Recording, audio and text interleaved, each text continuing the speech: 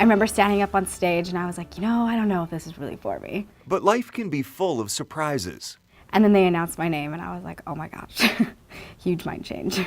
In March of 2014, Megan Moore was crowned Miss Treasure Valley, a big surprise to her because she didn't even enter the pageant until about a week earlier, and only at the urging of the manager of a business where she was applying for a job. I had like 7 days to get everything together, and everything just kind of fell into place. Part of her reluctance to enter the pageant was the lack of a platform, a cause.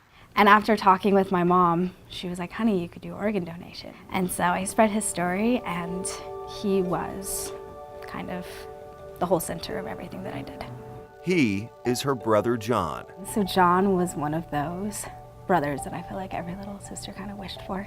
I always looked up to him. He was one of my role models. He always, whenever he wanted something, he went for it. John died the previous summer waiting for a liver transplant. I got the awful call when I was home alone at 2 a.m. that my brother had just passed away. Life can be full of surprises, bad ones too. And they gave us 7 years to get everything all figured out and told us that he was going to have a transplant and things like that. And life had a different plan, and we were cut short 6 years. Then, 9 months later, as Megan stood on stage with her new crown, she says the surprise victory suddenly felt right. It just kind of hit me, and I was like, I think this is something that was meant to happen.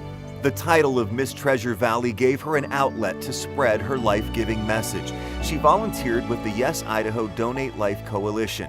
She told John's story to city councils, mayors, and driver's ed classes at different high schools, encouraging students to sign up as organ and tissue donors when getting their driver's licenses. Sometimes I don't think they realize what it means to be an organ donor, and so when we go in and we're able to talk to them about it, and then they're able to ask us questions and things like that, and then when they hear a real life story, I feel like for them it kind of puts it in a different perspective.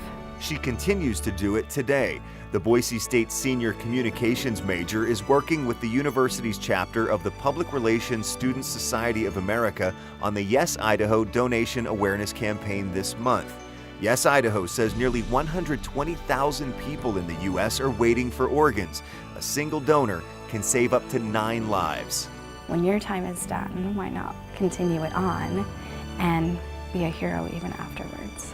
A sister's message of love to her older brother, selflessness to those who can be donors, and hope for those waiting for a gift of life. I think he'd be proud of me.